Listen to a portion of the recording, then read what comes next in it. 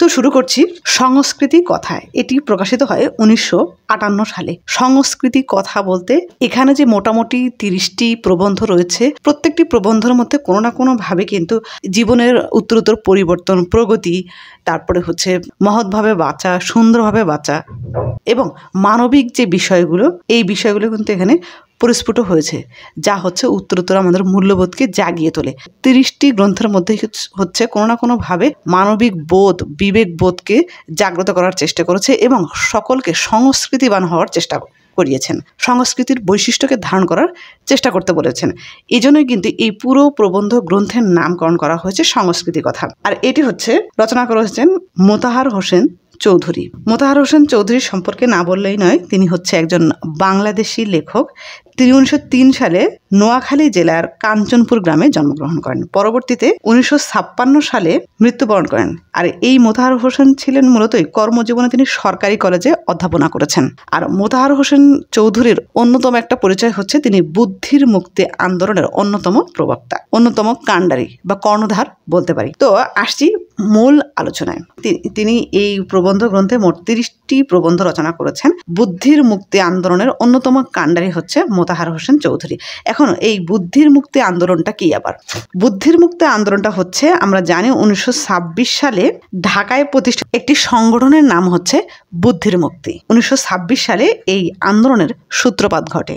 কেন এই আন্দোলনের সূত্রপাত ঘটে? 1926 সালেও, অর্থাৎ আধুনিক সময়ে এসেও তৎকালীন সময়ে বাঙালি সমাজ কিন্তু ধর্মান্ধতা বা কুপ্রথা, অজ্ঞতা, মূর্খতা বা কুসংস্কারচ্ছন্নতা থেকে বেরিয়ে আসতে পারেনি। বিশেষ করে মুসলিম সমাজ, তারা এইসব থেকে বেরিয়ে আসতে তাদের অনেকটা সময় লেগেছিল, যার দরুন কিন্তু এই বুদ্ধির মুক্তি আন্দোলন প্রতিষ্ঠিত হয় 1926 সালে। পরবর্তীতে 1927 সালে প্রতিষ্ঠিত হয় এই যে মুসলিম সাহিত্য সমাজ। মুসলিম সাহিত্য সমাজ প্রতিষ্ঠিত হয় 1927 সালে। এই যে মুসলিম সাহিত্য সমাজের অন্যতম প্রতিষ্ঠাতাও কিন্তু এই মোতাহার হোসেন চৌধুরী। তো যদিও মুসলিম সাহিত্য সমাজের বা মুখপাত্র হচ্ছে আবুল হোসেন ছিলেন, কিন্তু ইনিও কিন্তু এই বুদ্ধির মুক্তি বা মুসলিম সাহিত্য সমাজের অন্যতম প্রতিষ্ঠাতা ছিলেন। তো এই বুদ্ধির মুক্তি আন্দোলন এবং মুসলিম সাহিত্য সমাজের সম্পাদনায় তৈরি হয় শিখা পত্রিকা।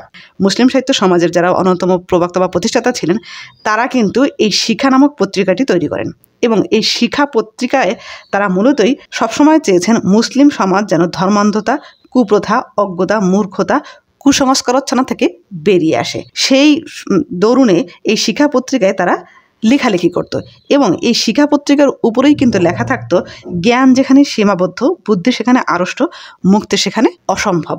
আসলে জ্ঞান যেখানে সীমাবদ্ধ থাকে, সেখানে বুদ্ধিটা বন্দি থাকে এবং মুক্তি সেখানে আর সম্ভব হয়ে দাঁড়ায় না। এই জন্য শিক্ষা পত্রিকার প্রত্যেকটি পাতায় পাতায় কিন্তু এটি লেখা থাকতো। তো বুদ্ধির মুক্তি আন্দোলন বা মুসলিম সাহিত্য সমাজ বা শিখা পত্রিকায় এগুলো আসলে শুধু যে মোতাহার হোসেন চৌধুরী প্রতিষ্ঠাতা বা কর্ণধার ছিল এরকম না। এখানে আমরা আরও একজন প্রাবন্ধিক পড়ব, আবুল ফজল, তিনিও ছিলেন, আবুল হোসেন ছিলেন, এছাড়াও আব্দুল ওদুদ ছিল, আব্দুল কাদির ছিল, আরও অন্যান্য ব্যক্তিবর্গরা ছিল, যারা কিনা তৎকালীন সময়ে আধুনিক সমাজে এসেও যখন দেখেছে যে মুসলিম সমাজ এই কুপ্রথা থেকে বা ধর্মান্ধতা থেকে, কুসংস্কার থেকে বেরিয়ে আসতে পারছে না, তখন তারা এই বুদ্ধির মুক্তি আন্দোলনের সূত্রপাত ঘটান। আর এটি হচ্ছে বুদ্ধির মুক্তি আন্দোলন। এরপর হচ্ছে মোতাহার হোসেন চৌধুরী, তিনি মূলতই সৌন্দর্য বোধ, মুক্ত বুদ্ধির চেতনা এবং মানব প্রেমের আদর্শের অনুসারী ছিলেন।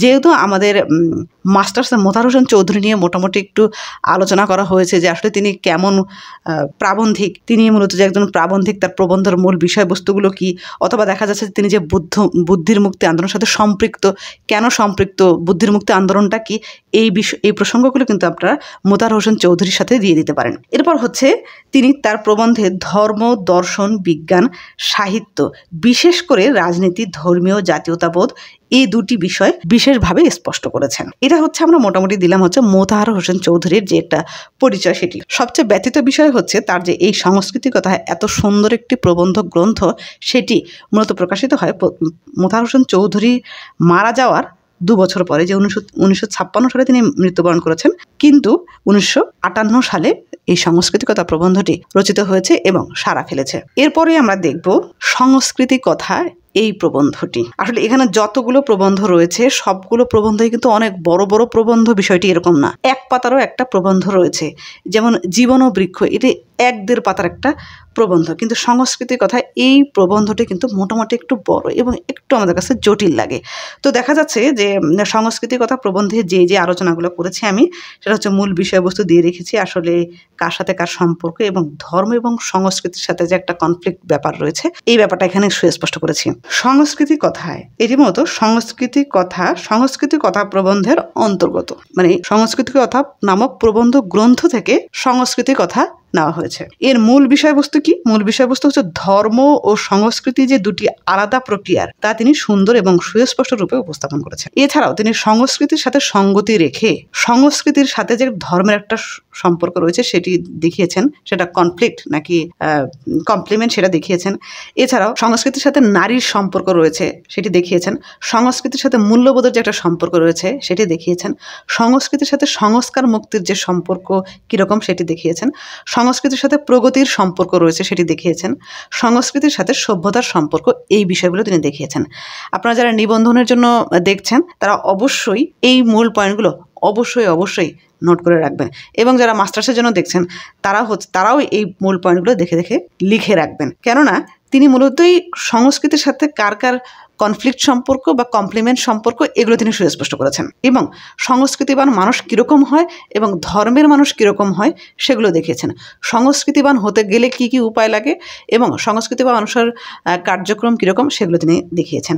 এই জন্য এই বিষয়গুলো, এই মূল পয়েন্টগুলো আপনারা লিখে রাখবেন। সবচেয়ে বেশি গুরুত্বপূর্ণ হচ্ছে পয়েন্ট। তো আমরা প্রথমেই বলি মূলতই তিনি সংস্কৃতিকতা প্রবন্ধে মূল বিষয়বস্তু কি বলেছেন। মূল বিষয়বস্তু তিনি বলেছেন যে ধর্ম সাধারণ লোকের সংস্কৃতি, আর সংস্কৃতি হচ্ছে শিক্ষিত ও মার্জিত লোকের ধর্ম। এখানে দুই ধর্ম কিন্তু আলাদা। একটা ধর্ম হচ্ছে কোনো গ্রন্থ থেকে পাওয়া, আর আরেক ধর্ম হচ্ছে নিজে নিজে তৈরি করা। এই ধর্ম হচ্ছে নৈতিকতা বোধ বা নীতিবোধ থেকে জাগ্রত হয়ে যায়, অটোমেটিকলি জাগ্রত হয়ে যায়। তো এই দুটো ধর্ম আলাদা করেছেন। মোতাহার হোসেন চৌধুরী বলেছেন যে ধর্ম মূলত একটা আধ্যাত্মিক মতবাদ, আর এই মতবাদে সাধারণ মানুষরা অন্ধের মতো বিশ্বাস করে। এজন্যই প্রাবন্ধিক মনে করেন যে ধর্ম মানে হচ্ছে জীবনের নিয়ন্ত্রণ। যারা হচ্ছে ধর্ম লালন করে, মনের মধ্যে যাদের ধর্মীয় অনুভূতিটা অনেক বেশি কাজ করে, তারা আসলে জীবনকে নিয়ন্ত্রণ করে।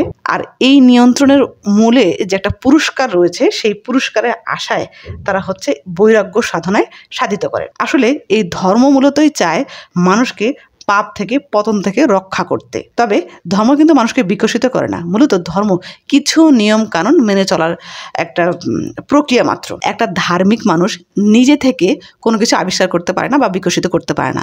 সেই ধার্মিক ব্যক্তি অবশ্যই সেই ধর্মগ্রন্থ থেকে যেই নিয়ম নীতিগুলো রয়েছে সেগুলো তিনি লালন করে থাকে। অর্থাৎ ধার্মিক মানুষ হচ্ছে, মানে প্রাবন্ধিকের ভাষায় যদি বলি, ধার্মিক মানুষ হচ্ছে জীবনের গোলাপ ফোটানোর দিকে তার কোনো নজর নেই। শুধুমাত্র নজর হচ্ছে নিজেকে পাপ থেকে, পতন থেকে রক্ষা করা, এবং সেই পাপ থেকে, পতন থেকে রক্ষা করলে সে পরবর্তীতে সে লাভবান হবে বা পরবর্তীতে সে পুরস্কৃত হবে, সেই লোভের আশায় তিনি মূলত নিয়ন্ত্রণ করে থাকেন। তিনি আসলে নিজের ব্যক্তিত্ব বোধ বা মূল্যবোধ থেকে নিয়ন্ত্রিত হয় না। কিন্তু একজন সংস্কৃতিবান মানুষের কাজ কি লিখেছেন বা সংস্কৃতি মানুষের ক্রিয়াকলাপ এভাবে তিনি স্পষ্ট করেছেন। যদিও সংস্কৃতি সম্পর্কে অনেকেই অনেকভাবে ব্যাখ্যা দিয়েছেন। কারো কারো মতে হচ্ছে জীবনকে প্রকাশের নামই হচ্ছে সংস্কৃতি। কেউ কেউ মনে করেন যে সংস্কৃতি হচ্ছে সভ্যতার একটা নির্যাস। কিন্তু মোতাহার হোসেন বলেছেন যে সংস্কৃতি মানে হচ্ছে সুন্দরভাবে বাঁচা, মহৎভাবে বাঁচা। সংস্কৃতি মানে হচ্ছে মানুষকে সুন্দরভাবে বাঁচায়, মহৎভাবে বাঁচায়। মানে সংস্কৃতি মানে হচ্ছে উন্নততর জীবন সম্বন্ধে চেতনা। আসলে সংস্কৃতিবান মানুষ কিন্তু নিজে থেকে আসলে ভালো কাজগুলো করতে থাকে, নিজে থেকে তারা আসলে বিকশিত করে নিজেদেরকে। আমরা কিন্তু অনেক সময় দেখি যে মানবিক মূল্যবোধ থেকেই বা মানবিক বিবেকবোধ থেকে কিন্তু অনেক সময় পথচারীকে বা সহযোগিতা করতে দেখি বা সাহায্য করতে থাকি। এটা হচ্ছে একটা সংস্কৃতিবান মানুষের বৈশিষ্ট্য বা পরিচয়। সেটা হচ্ছে যে ধর্মের লোকই হোক, তবে ধর্মকে কেন্দ্র করে কিন্তু সে আসলে দেয়নি। তার মানবিক মূল্যবোধ থেকে সে নিজে থেকে বিকশিত হয়েছে, তার কাছে এটা নৈতিক দায়িত্ব মনে হয়েছে এবং সে তার মূল্যবোধ থেকেই সে এটি করেছে। এটাই হচ্ছে সংস্কৃতির পরিচয়। এখন সংস্কৃতিবান মানুষেরই যে শুধুমাত্র নৈতিকতা বোধ রয়েছে বিষয়টি এমন। তার মানে কি ধার্মিক লোকেদের নৈতিকতা বোধ নেই? তা তিনি বলেননি। তিনি মূলতই বলেছেন যে ধর্ম এবং সংস্কৃতির জায়গাটা একেবারেই আলাদা। সংস্কৃতিবান মানুষ নিজে থেকে বিকশিত হয়, নিজে থেকে তারা মূল্যবোধ তৈরি করে এবং তারা পুরস্কারটা আসলে নগদ হাতে পেতে চায়। তারা পুরস্কারের লোভে পাপ বা পতন থেকে বিরত থাকে না। তা নৈতিক দৃষ্টিকোণ থেকে যেটি ভালো, মহৎভাবে বাঁচতে যেটি করণীয়, সুন্দরভাবে বাঁচতে যেটি করণীয় সেটি করে থাকে, নিজেকে বিকশিত করেন এবং সমাজের প্রত্যেককেই সে আলোকিত করার চেষ্টা করেন। অর্থাৎ ধার্মিক ব্যক্তিদের অনেকটাই সংকীর্ণ মানা বা তাদের পরিধি যে ছোট এটি স্পষ্ট করেছেন, এবং সংস্কৃতিবান মানুষের পরিধি যে ব্যাপক এবং বিস্তৃত সেটি তিনি স্পষ্ট করেছেন। এরকম বেশ কয়েকটি বৈশিষ্ট্যের মধ্যে দিয়ে কিন্তু ধর্ম এবং সংস্কৃতিকে তিনি দুটি আলাদা প্রক্রিয়ার বা আলাদা বিষয় বলে স্পষ্ট করেছেন। এছাড়াও সংস্কৃতির সাথে অন্যান্য বিষয়ের যে সঙ্গতি রয়েছে তিনি স্পষ্ট করেছেন। যেমন সংস্কৃতির সাথে ধর্মের যে কনফ্লিক্ট একটা সম্পর্ক সেটা আমরা দেখলাম, এটা হচ্ছে আসলে পরিপন্থী একটা সম্পর্ক, এটা দেখলাম। এরপর হচ্ছে সংস্কৃতির সাথে নারীর সম্পর্ক তিনি খুব সুন্দরভাবে সুস্পষ্ট করেছেন যে কোনো কোনো ধর্মে কিন্তু নারীকে বিশেষ নজরে দেখে, অর্থাৎ নারী তাদের কাছে কেবলমাত্র একটা কামের সামগ্রী বা ভোগের উপকরণ তাদের কাছে মনে হয়। নারী শুধুমাত্রই স্থূল ভোগের সামগ্রী বলে অনেক ধর্মে মনে করা হয়, কিন্তু কোনো কোনো ধর্মে আবার নারীকে অনেক বেশি শ্রেষ্ঠ বা মর্যাদাবান করে দেওয়া হয়েছে। কিন্তু ম্যাক্সিমাম ধর্মেই কিন্তু নারী আসলে যে যৌনতা বা ভোগের সামগ্রী এটা এই দৃষ্টিকোণ থেকে দেখা হয়। কিন্তু মোতাহার হোসেন চৌধুরী তিনি অন্য দৃষ্টিকোণ থেকে দেখেছেন। তিনি দেখেছেন যে যৌন সম্ভোগকে অতিক্রম করে নারী যে অপরূপ রূপ তার নাগাল পায় না হচ্ছে ধর্মাবলম্বী মানুষেরা। কোনো কোনো ধর্ম আসলে প্রেমকে সমর্থন করে না, এটাকে অবৈধ কাজ বলে মনে করেন। কিন্তু একজন নারী যে প্রেম দিয়ে, ভালোবাসা দিয়ে, তারপর হচ্ছে উৎসাহ দিয়ে, অনুপ্রেরণা দিয়ে একজন পুরুষকে উৎকৃষ্ট পুরুষ হিসেবে পরিণত করতে পারে, এই দৃষ্টিকোণটি অনেক ক্ষেত্রে ধার্মিকদের বোধগম্য হয়ে ওঠে না। নারী যে আসলে জীবনের শক্তি, সাহস, সাধনার প্রেরণা নারী থেকেই শুধুমাত্র আসে, এটিই মূলত বোঝাতে চেয়েছেন মোতাহার হোসেন চৌধুরী। মোতাহার হোসেন চৌধুরী এই জন্য নারীর সাথে সংস্কৃতির সুন্দর একটি সম্পর্ক রয়েছে এটি তিনি স্পষ্ট করেছেন। তিনি বলেছেন যে যদি আমরা প্রেমটাকে হালাল করে দিতাম তাহলে এটা হচ্ছে এত লুকোচুরি কোনো কিছু থাকতো না, তখন অনায়াসেই মানুষ প্রেম করত, ভালোবাসতো, মানুষ উপভোগ করত এবং স্বতঃস্ফূর্তভাবে মানুষ অনেক কিছুই তৈরি করতো বা অনেক কিছু করতে পারতো। মানে যেটা হচ্ছে আমাদের করা যাবে না সেটার প্রতি কিন্তু আকর্ষণটা বেশি থাকে, এই জন্যই মানুষ চুপি চুপি প্রেম করে থাকে এবং এই হারাম পথটিকে বেছে নেয়। তো তিনি বলেছেন যে আসলে আমরা যদি এই বিষয়টাকে যদি মানে ভালোভাবে দেখতাম তাহলে কিন্তু কামের চেয়ে যে প্রেম বড় এবং ভোগের চেয়ে উপভোগ বড়, তখন আর সমাজের কোনো কিছুই আমাদের কোনো বাধা থাকতো না এবং স্বতঃস্ফূর্তভাবে মানুষ সংস্কৃতিবান হতে পারতো। তো আসলে কোনো কোনো ধর্ম নারীকে আসলে ভোগের বা কামের সামগ্রী মনে করলেও মোতাহার হোসেন চৌধুরী তিনি মোটেও ভোগের বা কামের সামগ্রী হিসেবে মনে করেননি। তিনি মূলতই সংস্কৃতিবান হয়ে ওঠার অন্যতম একজন উপায় হচ্ছে এই নারী বলে তিনি মনে করেন। নারী সম্পর্কে তিনি বলেছেন যে আমি হব না তাপস, হব না যদি না পাই তপস্বিনী। অর্থাৎ তপস্বিনী না হলে, অর্থাৎ নারী না হলে সে তাপস হবে না, সে সাধনা করবে না। এই জন্য নারী হচ্ছে সকল ক্ষেত্রে দরকার। নারী হচ্ছে আমাদের প্রেরণার উৎস, নারী হচ্ছে আমাদের জীবন শক্তি, নারী হচ্ছে আমাদের সাহস, সাধনার প্রেরণা, সকল কিছুর মধ্যে হচ্ছে নারী শুধুমাত্র ফুল ফোটাতে পারে। এই জন্য নারীকে এতটা বেশি গুরুত্ব দিয়েছেন লেখক। এরপর হচ্ছে সংস্কৃতির সাথে মূল্যবোধের একটা সম্পর্ক রয়েছে। আসলে জীবনকে সঠিকভাবে পরিপূর্ণ করে তোলাই হচ্ছে মানুষের একমাত্র দায়িত্ব। জীবনকে পরিপূর্ণ করে তুলতে হলে অন্তরের মধ্যে কিন্তু এক ধরনের মূল্যবোধ জাগ্রত থাকতে হবে। তো এই মূল্যবোধ আমরা যে লোভ, লালসা, জিঘাংসা, সততা, তারপরে হিংসা, বিদ্বেষ এগুলো থেকে যে বিরত থাকি, এগুলো কিসের ফসল? এগুলো হচ্ছে মূল্যবোধের ফসল। আর এই সব থেকে বিরত থাকাই হচ্ছে সংস্কৃতিবান মানুষ হয়ে ওঠার একটি অন্যতম উপায়। এই জন্য কিন্তু মূল্যবোধ এবং সংস্কৃতির সাথে সুন্দর একটি সম্পর্ক রয়েছে। এরপর হচ্ছে সংস্কৃতি আর সংস্কার মুক্তির সম্পর্ক। আসলে সংস্কৃতি এবং সংস্কার মুক্তির দুটোকে অনেকেই একই ভাবেন, কিন্তু আসলে এক নয়।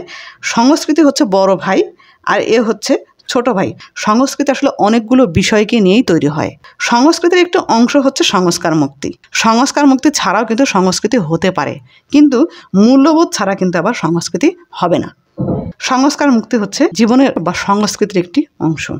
এরপর হচ্ছে সংস্কৃতির সাথে প্রগতির সম্পর্ক। প্রগতি মানে হচ্ছে উত্তর পরিবর্তন, আর এই উত্তর পরিবর্তনই কিন্তু সংস্কৃতির অংশ, যা হচ্ছে মানুষকে উত্তর উন্নত করবে, মার্জিত করবে, তারপরে হচ্ছে উন্নয়নের পথে এগিয়ে নিয়ে যাবে, বিকশিত করবে, আলোকিত করবে। তাই হচ্ছে প্রগতি, যা হচ্ছে সংস্কৃতির অন্যতম একটি অংশ।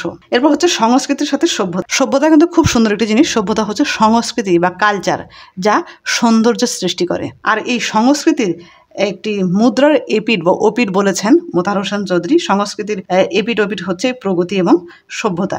জীবনকে নিয়ন্ত্রণ করতে, জীবনকে বিকশিত করতে, আলোকিত করতে এই প্রগতিকে চলতে হবে সভ্যতার অভিমুখে। তাহলেই হচ্ছে এই সভ্যতা তৈরি হবে এবং সভ্যতাও উন্নতি ঘটাতে পারবে। অন্যথায় সভ্যতা কখনোই উন্নতি ঘটাতে পারবে না।